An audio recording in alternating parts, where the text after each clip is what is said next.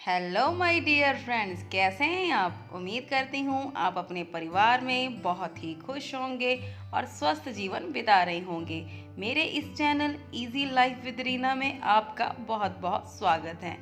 दोस्तों, ये blog Monday का है। मंडे को था लेबर डे, तो उस दिन हम बड़ों को तो छुट्टी थी, लेकिन बच्चों का स्कूल था तो बच्चे गए थे स्कूल। तो उस दिन मैंने घर पर बनाया विटामिन सी सीरम। बहुत ही अच्छा ये विटामिन सी सीरम है। जिनको भी पिगमेंटेशन की प्रॉब्लम रहती है या फिर डार्क स्पॉट्स की प्रॉब्लम रहती है, इससे दूर हो जाती है। इसके अलावा मैंने शाम को बनाया बिना मसाला भूने बहुत ही टेस्टी वाला भरमा करेला। और घर की करी मैंने क्लीनिंग और अपनी मम्मा के साथ शॉपिंग करने की, तो सारा कुछ इस ब्लॉग में मैंने शेयर किया हुआ है। तो ब्लॉग की शुरुआत करते हैं मंडे मॉर्निंग से। तो सुबह पहले मैं जिम गई। जिम जाने से पहले मैंने काबुली चने की सब्जी बना दी थी और आलू और गोभी की सब्जी को कट करके चली गई थी। और वहाँ से जिम से आने के बाद फिर मैंने आलू गोभी की सब्जी को तड़का लगाया। अभी बस तड़का लगा के इसको मैंने ढक के रख दिया है और अपनी चढ़ा दी है मैंने चाय। और बच्चे जा रहे हैं स्कूल, तो सब्जी को तड़का लगाने के बाद यहाँ पर सिस्टर परांठे और फुलके बना चुकी है। वो बाहर उनको छोड़ने गई थी। टाइम हो गया 7:45 का। तो अभी जी मैं अपनी पीऊँगी चाय। बाल मैंने खोल दिए क्योंकि एक्सरसाइज करने के बाद बाल बहुत ज़्यादा स्वेटिंग हो जाती है, तो उनको ऐसे ही एयर ड्राई करती हूँ। तो किसी तरह का कोई भी ड्रायर का इस्तेमाल नहीं करती हूँ, नेचुरली उनको ड्राई करती हूँ। तो अद्विका उठ गई है। उनको छोड़ने के बाद बच्चों को आ गई हमारी हेल्पर। उसको कह रही हूँ फटाफट काम कर दे, तो फिर हमको और भी काम करने हैं, तो इसीलिए वो हंस रही है। तो अद्विका उठ गई है। अद्विका अपना कुछ सुना रही है जो मुझे समझ नहीं आ रहा है, उसको पूछ रही थी मैं। तो चाय पी ली मैंने। चाय पीने के बाद मैंने बताया कि छुट्टी वाले दिन मेरे एक्स्ट्रा काम बहुत सारे होते हैं, तो आज मैंने अपना करना है बाथरूम क्लीनिंग। तो बाथरूम क्लीनिंग करूँगी, उसके बाद मुझे जाना है अपनी मम्मी के साथ शॉपिंग करने के लिए। तो नहाने के बाद फिर मैं चली जाऊँगी शॉपिंग करने। इसके अलावा और काम नहीं करूँगी। जो कुछ करूँगी मैं शाम को ही करूँगी, वो आपके साथ शेयर करूँगी। तो यहाँ पर ना मैं बताने लगी हूँ कुछ कि जॉइंट फैमिली में कैसे सरवाइव करते हैं। देखो, जॉइंट फैमिली में सरवाइव करना आपके हाथ में है। जैसे कि जैसा बिहेवियर आप चाहते हो कि मेरे साथ हो, वैसा ही बिहेवियर आपको दूसरों को भी देना होता है। अगर आप चाहते हो कि मेरे साथ मुझे रिस्पेक्ट मिले, तो आपको रिस्पेक्ट देनी होगी। तो सबसे पहला पॉइंट तो यही है कि आपने लोगों के साथ अच्छा बिहेवियर रखना है, तभी आपके साथ अच्छा बिहेवियर होगा। नंबर 2, आपको अपनी ज़िम्मेदारियाँ समझनी होंगी। ये नहीं है कि हम वर्किंग हैं जी, हम तो जॉब करते हैं, हम कुछ नहीं करेंगे, घर पर आकर आराम करेंगे। नहीं, आपका जो भी जॉब का टाइम शेड्यूल है, अगर 9 टू 5 जॉब है, तो आप उसके अकॉर्डिंग कुछ ना कुछ घर की ज़िम्मेदारियाँ समझे, कोई काम करा करें। अगर 8 से 2 है, तो वैसे काम किया करें। ऐसे नहीं कि आपने बिल्कुल भी कोई काम नहीं करना, कोई आपने रिस्पॉन्सिबिलिटी नहीं उठानी है। तीसरी बात देखो जी, सबसे जो इम्पोर्टेंट चीज़ मुझे लगती है कि अगर घर में झगड़े नहीं कराने हैं, शांति रखनी है, तो इधर की बात उधर नहीं करनी है। ये सबसे बड़ी प्रॉब्लम हो जाती है कि आप इधर की बात उधर करते हो, तो मिसअंडरस्टैंडिंग क्रिएट हो जाती है, तो आपके जो भी रिलेशनशिप है वो खराब हो जाते हैं। ठीक है। और चौथी बात ये है कि आपने किसी के बारे में जो भी राय बनानी है, किसी के बारे में जो भी नजरिया रखना है, वो आपने अपनी आंखों देखा और कानों सुना बनाना है। सुनी सुनाई बातों से आपने किसी के बारे में कोई भी नजरिया नहीं बनाना है। पांचवी चीज, जब भी हम ज्वाइंट फैमिली में रहते हैं, जो भी खाने पीने की चीजें होती हैं, कुछ भी किसी भी तरह का कोई भी स्नैक है, वो आपने लेकर आना है। तो सारे ही फैमिली मेंबर्स को, बशर्ते वो एक एक चम्मच ही क्यों ना आए, वो सभी को आपने इक्वली डिस्ट्रीब्यूट करना है। और जब भी कुछ बोले ना, सोच समझ कर बोला करें। वो कहते हैं ना, मुंह से निकली बात और कमान से निकला हुआ तीर कभी वापस नहीं आता। तो सोच समझ कर बोले, ये सोच कर बोले कि सामने वाले पर इस बात का क्या असर होगा। तो जब भी कोई भी काम करना है जॉइंट फैमिली में, मिलकर करना है। जैसे कि आप पूछते हो ना कि आपकी सिस्टर क्या काम करती है, तो खाना आप बनाते हैं। मैंने आपको पहली शायद फर्स्ट सेकंड वीडियो में क्लियर कर दिया था, कुकिंग मैं ही करती हूँ। वो घर के बाकी काम हो जाते हैं, जैसे कपड़ों को तह लगा दिया, कपड़े धुल दिए, या पीछे मेरा कोई भी काम छूट गया, बर्तनों का काम है, बर्तनों का काम कर दिए, कोई सामान कोई इधर बिखरा बुखरा पड़ा है वो उठा के रख दिया। तो ऐसा नहीं है कि वो कोई काम नहीं करती हैं, बस वो कैमरा थोड़ा फेस करने में थोड़ा हेजिटेशन फील करती है, तो वो कहती है कि मैं बैक कैमरा ही ठीक हूँ, कोई बात नहीं है। जबकि मैं काफ़ी कुछ उसका मैं शूट कर ही लेती हूँ। तो सारे लोग ही आप देखते हो ना, इतने कॉन्फिडेंट नहीं होते कैमरा फेस करने के लिए।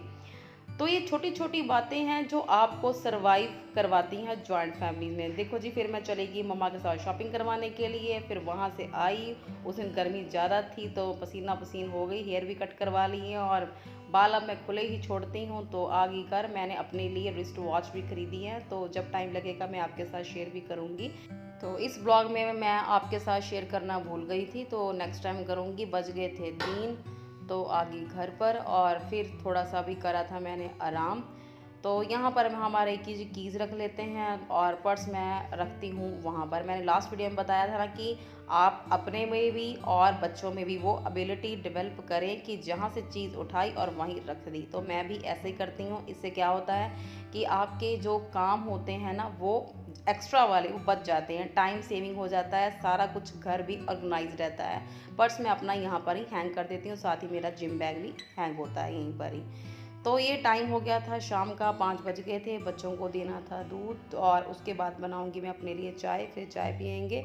और बच्चों ने क्योंकि दूध 1 घंटा पहले पीना होता है, उन्होंने 6 बजे जाना होता है बैडमिंटन कोर्ट, तो इसीलिए दूध पीकर बच्चे वहाँ चले जाते हैं। तो अभी वो कर रहे हैं स्टडी, क्यों स्कूल से आकर ये करते हैं 1 घंटा आराम, उसके बाद फिर स्टडी करते हैं। स्टडी करने के बाद फिर जाते हैं 6 बजे और फिर वहाँ से वापस आते हैं तकरीबन 8 बजे, 8:30 बजे के तकरीबन हम लोग करते हैं डिनर। और दोनों बच्चे हैं 9th क्लास में, स्टडी में बहुत ही दोनों ही अच्छी हैं और सेल्फ स्टडी ही करती हैं। मुझे लगता है मैंने 6-7 तक इन दोनों को रेगुलर पढ़ाया था, मतलब कि बैठ के जो 1 घंटा 2 घंटा लगातार बच्चों के पास बैठ के पढ़ाते हैं।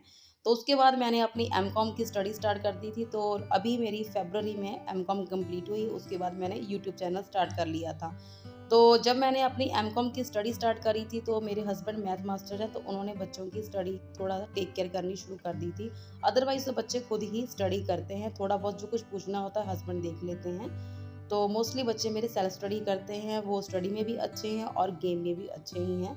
तो अब मैं उनको रेगुलर नहीं पढ़ाती हूँ, अब कभी उनको कोई प्रॉब्लम हो, पर मुझे लगता नहीं कि मेरे बच्चे मुझसे ज़्यादा इंटेलिजेंट हैं, वो उनको ज़्यादा ही नॉलेजेबल हैं, उनको सारा कुछ आता ही होता है। अगर कोई प्रॉब्लम हो तो उनको मैं हेल्प करती हूँ, अदरवाइज़ वो रेगुलर ही खुद ही पढ़ते हैं बच्चे। और यहाँ पर कर रही है सिस्टर और अद्विका हमारी पूजा। शाम को जोत बत्ती का काम अद्विका मेरी सिस्टर के साथ ही करती है, या जो भी कोई जोत बत्ती करे वो साथ ही अद्विका पहुँच जाती है घंटी बजाने के लिए। जो भी कुछ हम गाते हैं, मंत्र उच्चारण करते हैं, जो भी हम पाठ करते हैं, वो अद्विका भी अपनी तोतली आवाज़ में ही गाती है। तो ये सब्जियां आज इतनी ही उतरी हैं, थोड़ी सी 8-10 भिंडी, 2-3 खीरे, 2-3 टमाटर, थोड़ी हरी मिर्च और एक शिमला मिर्च, बस इतनी ही सब्जी उतरती है, लेकिन ये फुल ऑर्गेनिक सब्जी है। और यहाँ पर हो रही अद्विका की मस्ती, इसको भी पता चल जाता है कि कैमरा इसके फेस पर है, तो ये शरारतें इसकी थोड़ी तेज़ हो जाती हैं। अभी देखिए क्या करेगी ये, वहाँ जाएगी, सारी बकेट उठाएगी, जितना भी इससे हो सकता है ना उठा के लेके बाहर भागेगी।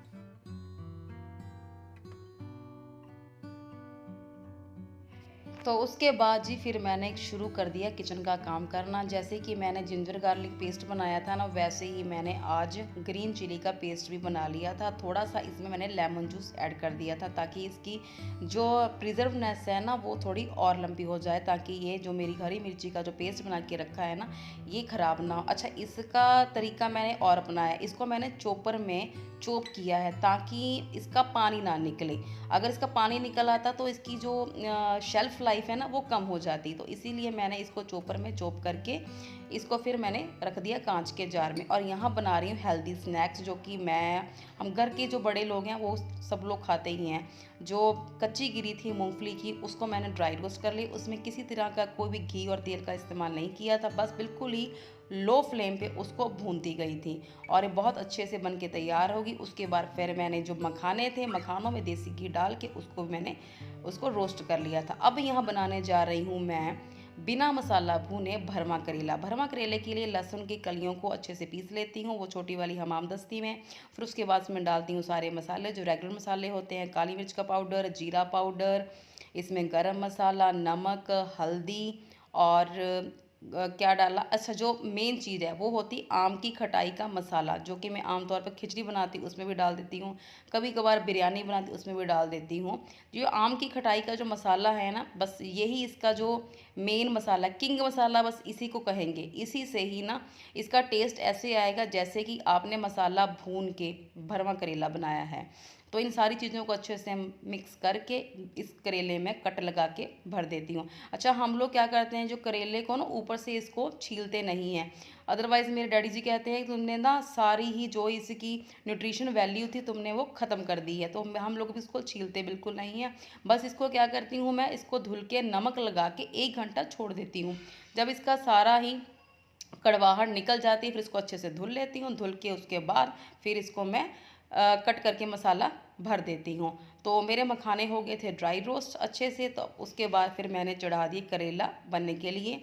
करेला मैंने सारा कढ़ाई में अच्छे से इसको सेट कर दिया। तो उसके ऊपर मैंने सरसों का कच्ची घानी तेल इसमें डाल दिया। अब इसको लो फ्लेम पर ऐसे ही चिमटे के साथ पलटते करते हुए इसको बना लूँगी। बहुत अच्छे करेले तैयार हो जाते हैं, बहुत ज़्यादा हेल्दी तैयार हो जाते हैं।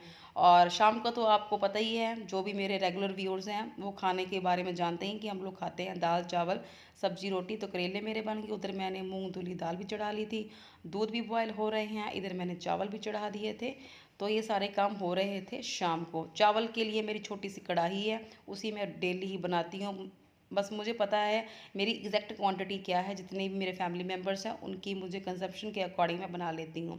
तो टाइम अभी पड़ा था तो अभी मैं बनाने लगी हूँ विटामिन सी सीरम। जो मेरी हमाम दस्ती है ना, ये मेरी ब्यूटी प्रोडक्ट्स बनाने में भी बहुत ज़्यादा हेल्प करती है। तो इसको मैंने अच्छे से सोप से लगा के अच्छे से रगड़ रगड़ के धो ले, क्योंकि इससे मैंने पहले लहसुन अच्छे से इसको क्रश किया था ताकि इसमें स्मेल ना आए। इसको मैंने अच्छे से धुल के फिर उसके बाद इसको कपड़े साफ़ कर ले। इसमें डाल रही हूँ विटामिन सी, मतलब जो लिम्सी की गोलियाँ होती हैं ना, ऑरेंज वाली च्यूएबल गोलियाँ होती हैं, 2 डाली हैं। और ये गोलियाँ पता क्या है, ये 15 रुपए की मुझे मिल गई थी तकरीबन 10।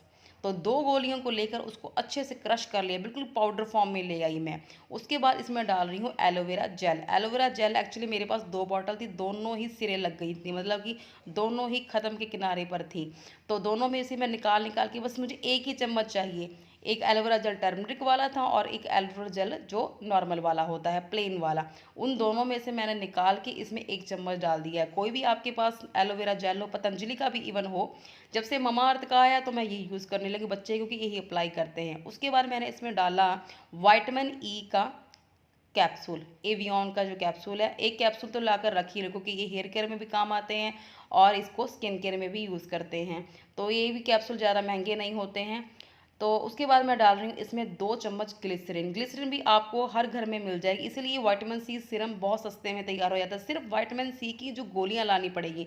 रोज़ वाटर भी सबके घरों में होता है, क्योंकि हम रोज़ टोनर इस्तेमाल करते हैं। अगर हमारे पास कोई टोनर अवेलेबल ना हो तो हमारे पास रोज़ वाटर तो होता ही है, तो उसको हम एज अ टोनर भी इस्तेमाल कर लेते हैं। इसके भी मैं इसमें डालूंगी 2 चम्मच एलोवेरा जेल, विटामिन ई का कैप्सूल, 2 चम्मच ग्लिसरीन के और 2 चम्मच ही रोज़ वाटर। इन सारी चीज़ों को अच्छे से मिक्स किया, पहले स्पून से मिक्स किया, उसके बाद फिर फोक के मिक्स किया, फिर उसके बाद मैं कर रही हूँ ब्लेंडर से मिक्स, ताकि अच्छे से मिक्स हो जाए। मतलब कि जो विटामिन सी गोलियों का पाउडर और वो जितने मैंने लिक्विड चीज़ें डाली हैं वो सारी अच्छे से इन्फ्यूज़ हो जाएँ। उसके बाद जो मेरे पास 2 बॉटल पड़ी हुई थी सीरम की, एक मेरे पास शायद डर्मा की पड़ी है और दूसरी गुड वाइब्स की खाली थी। इसको मैंने साफ़ कर लिया, धो के सुखा लिया। उसके बाद फिर मैंने इसमें डाल के रख लिया। अच्छा, जिन जिन को भी ना पिगमेंटेशन की प्रॉब्लम रहती है, एजिंग के साइन बहुत ज़्यादा जल्दी दिखने लग जाते हैं, उनके डार्क स्पॉट्स ब्राउन स्पॉट्स हो जाते हैं, पिगमेंटेशन की प्रॉब्लम हो जाती है और स्किन का जो कलर है वो अनइवन हो जाता है, कहीं से डार्क कहीं से लाइट, पोर्स ओपन होने की समस्या हो जाती है, टैनिंग होने लग जाती है, मतलब वो सारे ही प्रॉब्लम्स के लिए ये वन एंड ओनली सोल्यूशन है विटामिन सी सीरम।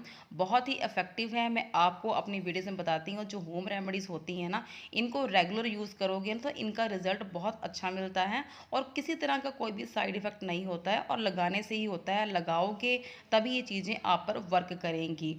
तो मैं आपको लगा के भी दिखा रही हूँ कि टाइम हो गया था, ये रात का फेस मैं शाम को ही वॉश कर लेती हूँ अगर छुट्टी वाला दिन है। अदरवाइज़ तो फिर मैं क्या करती हूँ, रात को ही अपनी फेस वॉश करती हूँ, टोनर लगाती हूँ, उसके बाद कोई ना कोई सीरम अप्लाई करती हूँ। तो दोनों मैंने बॉटल तैयार कर ली थी। अब मैं इनको रखने जा रही हूँ अपनी ड्रेसिंग में, ताकि इसको ना भूलना बिल्कुल भी लगाना। इससे पहले जो मेरी नाइट सीरम थी वो लगभग वो भी ख़त्म होने वाली हैं।